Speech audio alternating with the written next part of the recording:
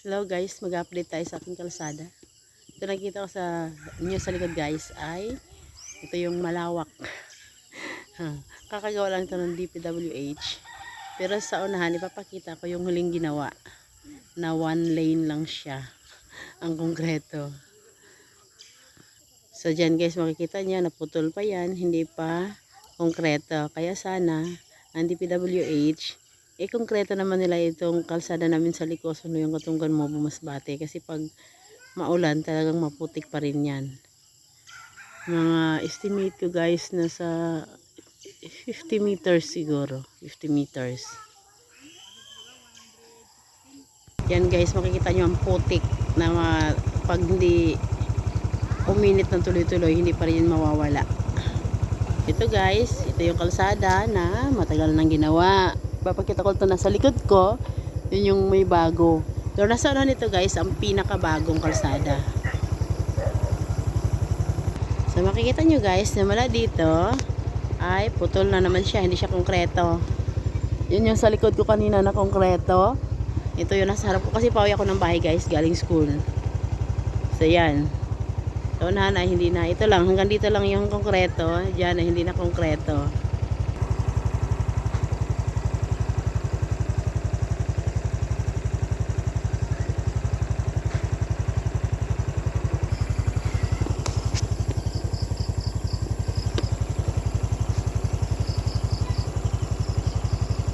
So makikita niyo sa likod ko guys. Yan.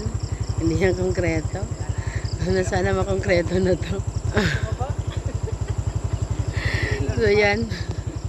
Yan yung bagong gawa na one lane lang siya. So ito guys, ang aming kalsada. Patayin ko nga muna ang aking motorsiklo. At nang may pakita ko sa inyo, anong nangyari sa aming kalsada. Ay, ang hirap. Guys, ito yung kalsada namin. Ginawa naman siyang konkreto guys.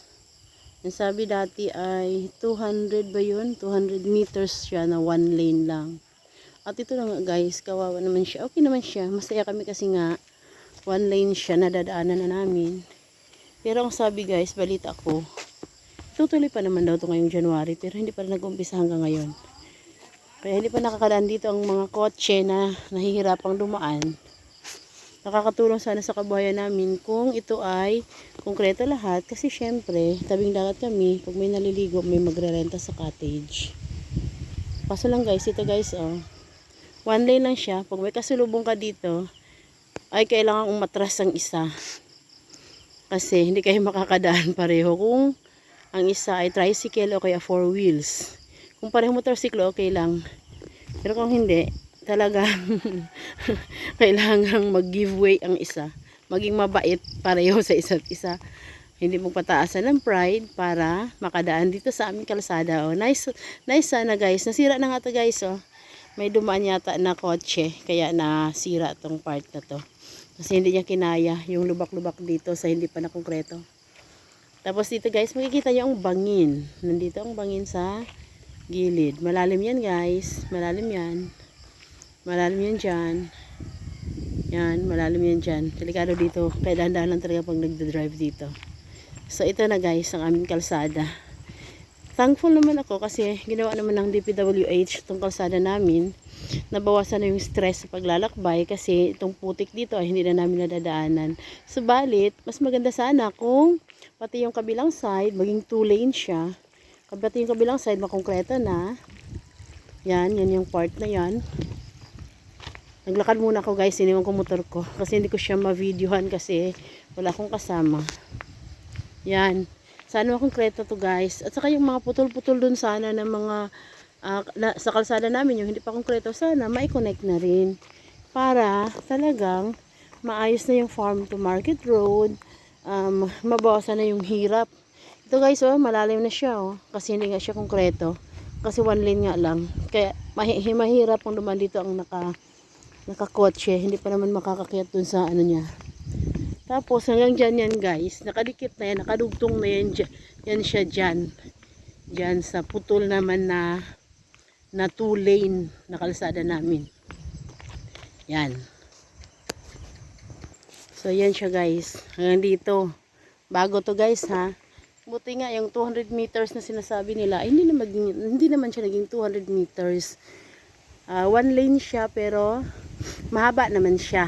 Dinikit siya dito sa luma na kalsada na putol na konkreto na. Matagal na tong konkreto yung 2 lanes na yun. Malalim yun siya dyan guys, kaya inanuhan nila, nilagyan nila ng mga bato kasi malalim na yung ano doon, creek na yun eh. Nilagyan na ng mga bato. Creek na yan dyan, malalim na yan dyan, delikado yan dyan. So makikita nyo guys, yung mga hindi na konkreto, hindi talaga madadaanan ngayon kasi malalim siya. Nagkabutas-butas na yung hindi pa konkreto. Sana DPWH, gawan nyo na to ng paraan, gastusan nyo na to, bigyan nyo na ng budget, ang likosan nyo yung Katunggan mo mas bati para makonkreto na tong another lane, second lane, ay yung kabilang lane ng kalsada namin. Kasi mas maganda. Hindi kami nahihirapan sa pagtatrabaho, sa hanap buhay namin kapag konkreto to, kasi yung mga isdang i-deliver makakadaan dito ng maayos. Yung mga maliligo sa dagat ay makakadaan ng maayos kasi magiging 2 lanes na siya. May mga kotse na pumapasok, may mga trucks, mas makakapasok sila kung maayos na to, kung 2 lanes na siya. Kaya nananawagan ako dyan sa DPWH, please bigyan nyo naman ng budget ng aming kalsada na maging 2 lanes at magkonkreto na mula sa likosan papunta sa baryo ng Liyong Katunggan. Ang creek. Yan, ito yung luma. Maraming taon na to, yung 2 lanes, pero makipot lang to guys. Ang 1 lane ito ay hindi talaga hindi standard na 1 lane, pati ang kabilang lane. Pero 2 lanes siya. Pero hindi siya standard size.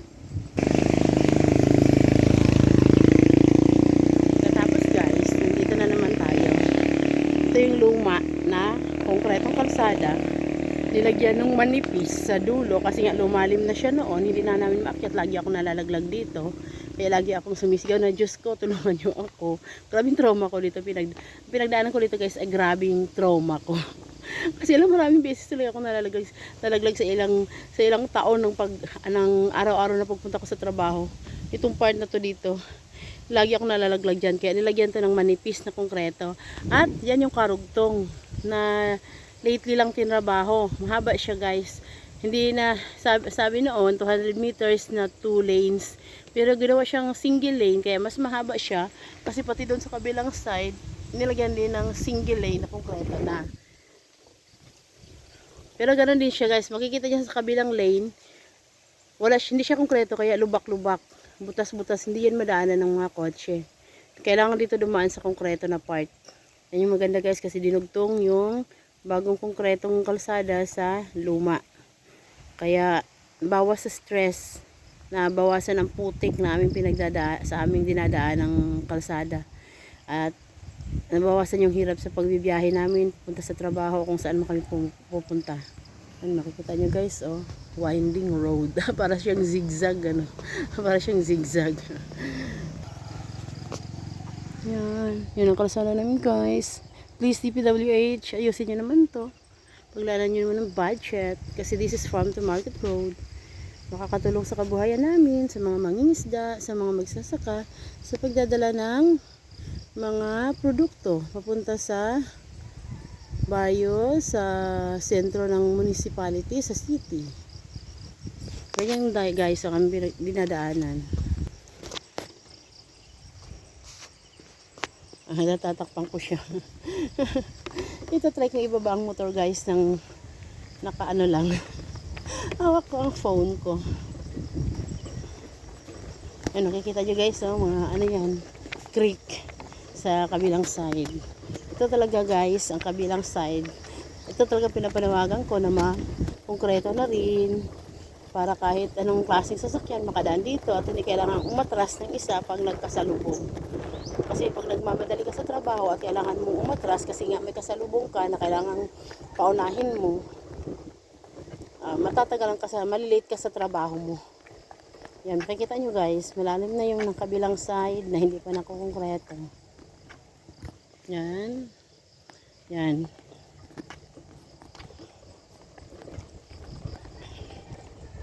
Tapos nakakonect na siya dito guys sa pinakamatarik na bahagi ng aming kalsada. Yan.